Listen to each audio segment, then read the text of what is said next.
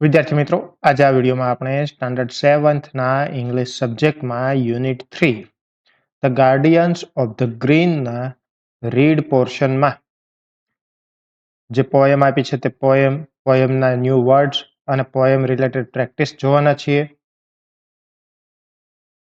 સૌપ્રથમ આપણે new words જોઈએ. બ્રાઇટ એટલે તેજસ્વી કે ચમકદાર, બ્યુટીફુલ એટલે સુંદર, ક્રીચર એટલે જીવ અથવા પ્રાણી, વન્ડરફુલ એટલે અદ્ભુત, સુંદર,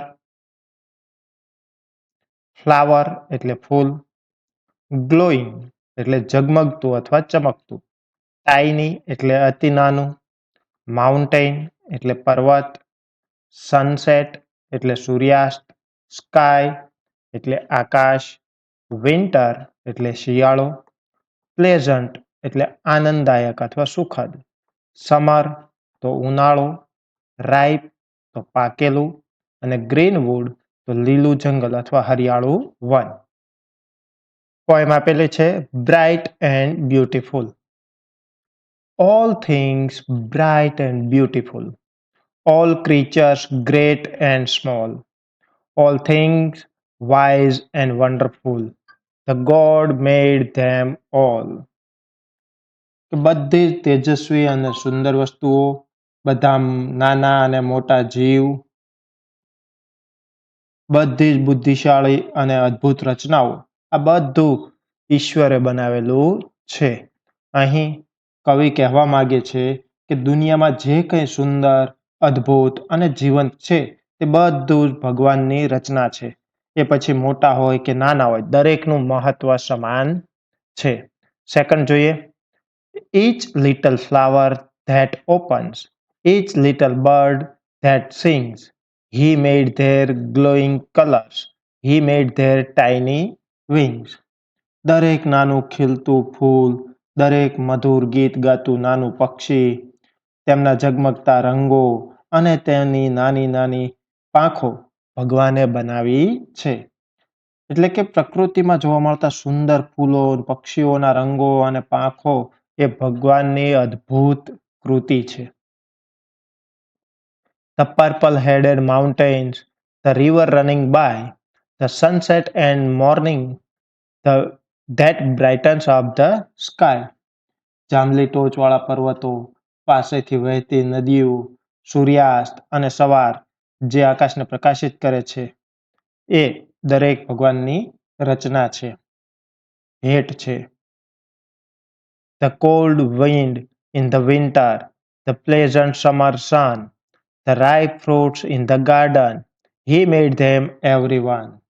શિયાળાનો ઠંડો પવન, ઉનાળાનો સુખદ સૂર્યપ્રકાશ, બગીચાના પાકેલા ફળો, આ બધું જ ભગવાને બનાવેલું છે. The tall trees in greenwood, the meadows where we play, the rushes by the water we gather every day.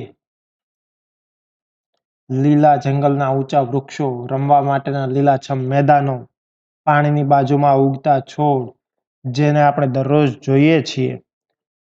He gave us eyes to see them and lips that we might tell how great is God Almighty, who has made all things well. ભગવાને આપણને આંખો આપી છે જેથી આપણે આ બધું જોઈ શકીએ છીએ, અને હોઠ આપ્યા છે જેથી આપણે ભગવાનના મહિમાનું ગાન કરી શકીએ, જેમણે આ સમગ્ર સૃષ્ટિનું સર્જન કર્યું છે. અહીં કવિતામાં પ્રકૃતિની સુંદરતા, પક્ષીઓ, ફૂલો, પર્વતો, નદીઓ, ઋતુઓ, વૃક્ષો અને ફળોનું વર્ણન કરીને કવિ જણાવે છે કે સમગ્ર સુંદર સૃષ્ટિ ભગવાનની રચના છે. પ્રેક્ટિસ જોઈએ. Replace the underline word and recite the stanza. હવે જે અંડરલાઇન કરેલા વર્ડ છે તેના સ્થાને બ્રેકેટમાં આપેલા વર્ડનો યુઝ કરીને આપણે સ્ટાન્જા રીરાઇટ કરવાનો છે. તો નવો સ્ટાન્જા થશે. All things bright and colourful, all creatures big and small, all things nice and wonderful, the God created them all. Answer the questions. First આપેલું છે who made all things bright and beautiful. આપણો answer થશે God made all things bright and beautiful. Second question છે what did God make for the birds. તો આપણે answer આપીશું God made glowing colours and tiny wings for the birds. Third છે what brightens up the sky. Answer થશે the sunset and the morning brightens up the sky. હવે fruits, તો પોએમમાં ripe આપ્યું હતું, રાઇપ ફ્રૂટ્સ. તો wind, તો cold wind. Birds, little birds, tall trees. Fifth છે where do the tall trees grow. ઊંચા વૃક્ષો ક્યાં વિકાસ પામે છે? આન્સર થશે the tall trees grow in the green wood. Sixth આપેલું છે classify the words in the given table.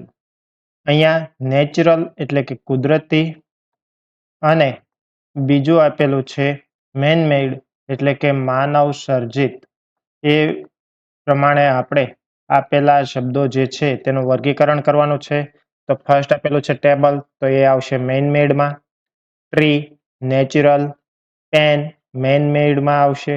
કાવ natural, radio man-made, car man-made, river natural, swimming pool man-made, star natural અને માઉન્ટેન તો એ પણ આવશે નેચરલમાં. સેવન્થ આપેલું છે complete the mind map as per example. Example અહીંયા આપ્યું છે કે તમે ટેસ્ટ કરવા માંગો છો તો તેમાં નેચરલ થિંગ જે છે એ લખવાની છે. તો ફ્રૂટને આપણે ટેસ્ટ કરીશું તો સ્મેલ, તો ફ્લાવર્સને સ્મેલ કરશું. Site rainbow, here waterfall, touch leaves. અન્ય વિડીયોની અપડેટ મળતી રહે એટલા માટે ચેનલને સબસ્ક્રાઇબ કરશો, વિડીયોને લાઇક કરશો. Thank you.